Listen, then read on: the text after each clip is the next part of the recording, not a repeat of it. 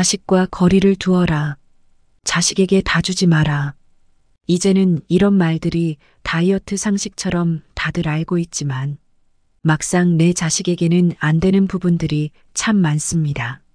자식은 자식된 도리 한다고 매번 집에 오는데 솔직히 너무 힘들고 부담됩니다. 요즘 많은 분들이 자식 오는 게 마냥 반갑지만은 않다고 털어놓습니다. 하지만 이렇게 생각하는 분들도 계십니다. 내 자식은 안 그럴 거야. 지금부터 들려드리는 이 이야기에 등장하는 노년의 부부도 처음엔 그렇게 생각했습니다. 지난주 토요일이었습니다. 어버이날을 맞이하여 집으로 찾아온 자식들과 함께 외식을 하러 나갔습니다. 우리는 자식들과 외식할 땐 항상 제일 좋은 곳으로 데려갔습니다. 집에까지 왔으니 조금은 더 좋은 것 좀 먹이려고 했던 것이죠. 하지만 음식 주문을 하고 난 뒤 아들은 저에게 이렇게 얘기하더군요. 아버지, 어머니는 맨날 맛있는 것만 드시러 다니시나 봐요. 아무리 내 자식이라지만 이런 말 한마디가 가슴에 얹히는 건 어쩔 수 없나 봅니다. 평생을 아끼고 살면서 평소에는 비싸서 안 사 먹는 것들을 사 먹였더니 매번 부모가 이렇게 풍족하게 누리며 사는 줄만 알았던 겁니다. 고마운 줄도 모르고 은근히 바라기만 하는 것 같아서 이젠 명절에만 보려고 합니다. 슬기님들, 부모 노릇하는 게 참으로 어렵지 않나요? 옛말에 이런 말이 있습니다. 자식들, 손주들이 오면 반갑고 가면 더 반갑다. 이젠 자식이 밥 먹자 해도 제가 의사표현 정확히 하고 거절합니다. 요즘 자식들을 만나면 불편한 느낌을 받는 분들이 많아지고 있습니다. 어떤 분들은 자식이 남보다도 못한 관계라고 말하기도 합니다. 2023년 한 연구소 조사에 따르면 은퇴하면 누구랑 살 때 더 행복할까라는 주제로 조사한 결과 가장 행복한 노년을 보내는 사람은 바로 배우자와 함께 사는 사람들이었습니다. 여기서 더 중요한 결과는 다음에 있습니다. 자식과 살았던 노년의 행복은 어떤 결과가 나왔을까요? 자식이든 부모든 식구가 한 사람이라도 더 늘어나면 은퇴 부부끼리 살 때에 비해 삶의 만족도는 낮아졌다고 발표했습니다. 여러분도 말은 못했지만 부모 자식 관계 때문에 속으로만 힘들어하고 누구한테 쉽게 털어놓지도 못했을까요? 맞습니다. 나이가 들수록 부모 자식 관계가 힘들어지는 것은 나만 그런 게 아니었습니다. 그럴 때면 뭘 얻으려고 자식 낳아 힘들게 키웠을까? 허무하기도 하고 허탈한 마음이 듭니다. 그래서 오늘은 중년, 노년분들을 위한 부모 자식 관계에 대한 인생 지혜 3가지를 알려드리려고 합니다. 행복한 가족 관계를 만드는데 도움을 줄 거라 믿습니다. 지금부터 한 가지씩 알아보겠습니다. 첫 번째, 자식을 남이라 생각하자. 자식들은 부모 걱정을 절대 안 합니다. 자기네들 사는 게 더 바빠서 연락조차 하지 않죠. 근데 이게 요즘 일만은 아닌가 봅니다. 예전부터 이런 속담이 전해왔습니다. 부모는 먹지 않고 자식을 주고 자식은 먹고 남아야 부모를 준다. 자녀들에게 기대하면 실망이 클 뿐입니다. 지들만 잘 살면 그게 잘하는 것이고 아무 연락이 없으면 편안하구나 하면 됩니다. 내가 어떻게 너희들을 키웠는데 하면서 유난히 자식들한테 기대하고 바라는 부모들은 나이가 들수록 나만 괴로워집니다. 생각하고 사셔야 마음 편합니다. 하지만 이런 생각도 듭니다. 허무하고 허탈합니다. 자식이 남 같으니 슬픕니다. 네, 하지만 품 안의 자식입니다. 어떤 부모가 자식 못되게 바라겠습니까? 성인이 돼서 부모한테 부담 안 주는 자식이 효자로 생각하셔야 합니다. 또한 남은 재산도 아껴서 자식 줄 생각을 접어두셔야 합니다. 재산 많은 부모들 밑에는 훗날 자식들 간의 원수가 됩니다. 요즘 뉴스를 보면 형제끼리 남보다도 더 못한 사이가 되기도 하죠. 이렇게 생각해 보는 건 어떨까요? 요즘 자식들도 힘들어요. 험한 세상 살아남으려 경쟁 속에 사는 젊은이를 이해해야죠. 인생을 더 오래 산 우리가 이해하고 자식한테 정성을 다했던 것은 부모의 도리를 했던 것뿐이니 받으려고도 하지 말고 자신 스스로 즐거움을 찾아 건강한 노후를 보내자고요. 그리고 자식이라 정을 뗄 수는 없지만 서로 적당한 거리를 지키면서 살면 됩니다. 옛날 부모 묘 옆에서 몇 년 동안 지켜주던 자식들 이야기들은 지금은 전설 속의 얘기일 뿐입니다. 건강할 때 여행도 다니고 맛집도 다니면서 남은 여생 즐기십시오. 두 번째, 기념사진을 남겨놓자. 자녀를 독립시키는 엄마들은 빈둥지 증후군을 겪는다는 말이 있습니다. 빈둥지 증후군은 사람마다 다른 특징을 가지지만 대표적으로 나타나는 증상이 우울감과 공허함, 절망감입니다. 전체적인 특징으로는 밥맛이 떨어지고 아무것도 하기 싫고 무기력해지는가 하면 눈물이 나기도 합니다. 이제 어떡하지? 나는 이제 뭐하지? 허무함과 막막함의 눈물입니다. 특히나 빈둥지 증후군은 중년 여성의 경우 월경기와 함께 겹치는 경우가 많습니다. 빈둥지 증후군, 우울증, 월경기 증상이 한꺼번에 나타나는 경우가 많아 그 경계가 모호합니다. 육아는 어떤 방식으로든 부모의 에너지와 열정, 경제적인 부분을 꾸준히 계속 투자하는 과정입니다. 그 투자를 우리는 사랑이라고 부르지요. 이 사랑이 지나치거나 방향이 잘못되면 집착이나 강박적으로 변하게 됩니다. 그렇지만 분명한 건 아이를 키우는 과정에서 빈둥지 증후군은 언제든지 발발 가능한 상태, 기회만 된다면 튀어나올 준비가 되어 있다는 것입니다.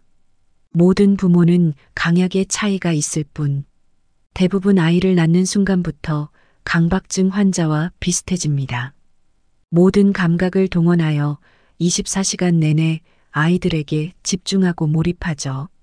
그 시간을 거쳐 학교에 가고 아이가 성인이 되어서까지도 자식에 대한 걱정과 불안은 진자리와 마른 자리를 가리지 않습니다. 이 기간이 20에서 25년 정도 지속되었고 긴 시간 동안 품에 끌어안고 있었기에 아이가 독립하고 떠나버리게 되면 빈 공간이 이루 말할 수 없이 서늘하고 심장까지 비어버리는 것이죠. 이것이 바로 빈둥지 증후군입니다. 빈둥지를 슬기롭게 이용하는 3가지 세리머니를 소개합니다.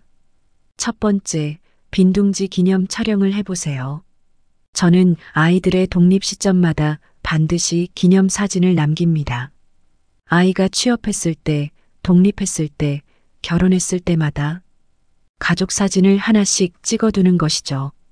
이것은 이제 우리는 또 다른 영역으로 넘어간다는 가족만의 세리머니입니다.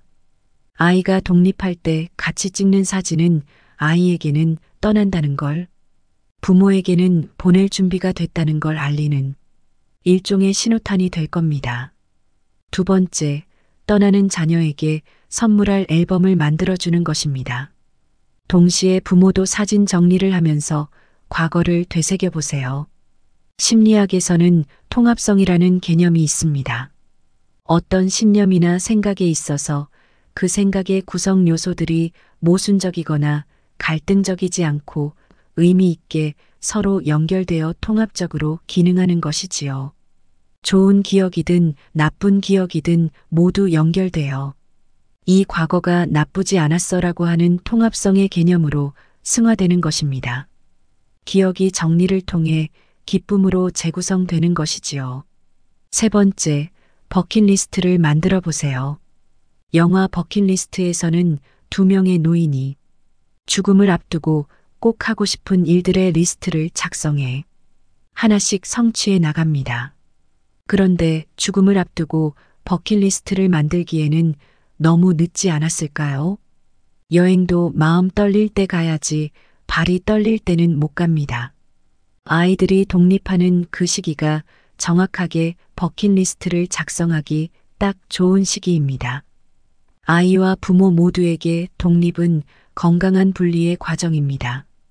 빈둥지를 슬기롭게 만드는 이 세 가지 세리머니를 꼭 해보시기 바랍니다. 세 번째, 자식에게 고맙다고 말하자. 어떻게 하면 중년 이후의 자식들과의 관계를 좋은 방향으로 움직일 수 있을까요? 이 질문에 대답하기 위해서는 먼저 나는 무엇을 제일 후회하는지 생각해 봐야 합니다. 대개 우리나라 부모들이 가장 후회하는 것들로 이런 걸 손에 꼽습니다. 소소한 것에 너무 많은 걱정을 했던 것, 바깥 일을 너무 열심히 해서 애랑 못 놀아준 것, 휴가 안 간 것, 사진 혹은 영상을 안 찍어 놓은 것, 책 자주 안 읽어준 것, 성장하는 순간에 함께 있어주지 못한 것, 운동에 못 갔던 것, 이런 이야기들이지요. 이것만 보면 부모가 대단히 잘못한 것 같죠. 그러나 꼭 그렇지는 않습니다. 그럼 어떻게 하면 성인이 된 자녀들과 잘 지낼 수 있을까요? 남은 생애를 어떻게 하면 자식들과의 관계를 좋은 방향으로 평안하게 지낼 수 있을까요? 자녀들은 부모에게 어떤 말을 듣고 싶을까요? 20세 이상에서 60세까지 대상으로 설문조사를 진행했는데요. 아주 재미있는 결과가 나왔습니다. 그들에게 부모에게 듣고 싶은 말은 어떤 말인가요? 라는 물음에 상당수가 듣고 싶은 말보다 부모님이 저에게 질문을 했으면 좋겠어요. 라고 대답했어요. 부모님이 어떤 말을 해야 할지 고민할 게 아니라 먼저 자녀에게 직접 물어봐 달라는 것입니다. 너는 성장 과정에 어떤 얘기가 듣고 싶었니? 지금은 어떤 이야기가 듣고 싶니? 이렇게 직접 물어보는 것을 원했던 거죠. 이 질문이 가장 중요합니다. 대화를 이끌어가기 위해서는 상대가 원하는 말을 발견하는 것이 중요합니다. 아이들이 성장기일 때는 대개 목적을 가진 이야기를 해줍니다. 그러나 성장이 끝나고 성인이 됐다는 건 이미 인생의 길을 함께 걸어가는 동반자가 되었다는 뜻입니다. 이제 성인이 된 자녀에게 물어보세요. 성장기에 어떤 얘기를 듣고 싶었는지, 그리고 지금은 어떤 이야기를 듣고 싶은지, 그것이 함께 살아가는 동반자로서 성인 간의 대화라고 할 수 있습니다. 두 번째로 자녀가 부모에게 가장 듣고 싶은 말은 고맙다는 말이었습니다. 잘 커줘서 고맙다. 잘 살아줘서 고맙다와 같은 말을 원했습니다. 더불어 자랑스럽다라는 말도 듣기를 원했습니다. 대부분의 중년은 어깨가 무겁습니다. 나이 들수록 그 무게가 무거워지지 덜해지지는 않습니다. 그 무게를 좀 나누어 보세요. 나눌 수 있는 건 다른 사람에게 맡기고 내가 꼭 해야 하는 것만 하자는 거예요. 또 좋아하는 것과 싫어하는 것을 구분해서 좋아하는 것만 하세요. 맛있는 것만 먹어도 인생 죽을 때까지 다 먹지도 못해요. 좋아하는 것을 알고 만끽하고자 애쓰기로 해요. 중년이야말로 자기 돌봄이 필요해요. 지금까지 내 청춘과 피, 땀, 눈물, 골수까지 바쳐 아이를 키웠고 이 사회에 헌신했고 뭔가를 이루기 위해서 애써왔잖아요. 그러는 동안에 정작 빠져 있는 건 바로 나였습니다. 다 이루었는데 내가 빠진다면 그게 무슨 의미가 있겠어요. 그래서 제일 먼저 해야 할 것은 자기 돌봄입니다. 이를 위한 첫 번째 원칙은 내가 우선이에요. 이건 이기적인 게 아닙니다. 남을 제치고 나만 돌본다면 이기적이겠지만 나를 돌보는 것 자체는 굉장히 가치 있고 의미 있는 일입니다. 내가 나를 환대해야 하는 이유는 내가 나를 환대해야 비로소 타인도 환대할 수 있기 때문입니다. 나를 위해서 나를 돌보고 돌봄의 우선순위에 나 자신을 꼭 넣으시기 바랍니다. 가족 간의 관계가 예전과 같지 않게 변하는 것을 느끼는 부모님들이 많습니다. 자녀들과 함께하는 시간이 어색하고 불편해진 것을 체감하시는 분들도 계실 겁니다. 한때는 가족과의 시간이 행복의 근원이었지만 이제는 서로의 삶이 달라져 가면서 그런 순간들이 낯설게만 느껴집니다. 이러한 변화는 누구에게나 찾아올 수 있는 자연스러운 과정이지만 때로는 그 과정에서 오는 감정이 쉽지만은 않습니다. 자식을 위해 헌신하며 살아온 시간들을 돌아보며 그 모든 노력이 과연 무엇을 위한 것이었는지 회의감을 느낄 때도 있습니다. 이러한 시기에는 가족 간의 관계가 변화하는 것은 자연스러운 현상이며 이를 받아들이고 각자의 삶을 존중하는 태도가 중요하다고 생각합니다. 가족 간에도 개인의 공간과 의견을 존중하는 것이 중요합니다. 슬기님들 자식들 키워내시느라 정말 고생 많으셨습니다. 남은 여생은 자식은 일단 뒤로 하고 나만의 인생을 살아가기를 진심으로 응원합니다. 슬기님들 오늘 영상이 도움이 되셨나요? 오늘의 지혜를 꼭 마음에 새겨 품격 있는 노후를 만들어 가시길 바랍니다. 귀중한 시간 끝까지 시청해 주셔서 감사합니다. 구독, 좋아요는 영상 제작에 큰 힘이 됩니다. 노후에 빛나는 영상으로 다시 찾아뵙겠습니다. 지금까지 슬기로운 노후 생활이었습니다.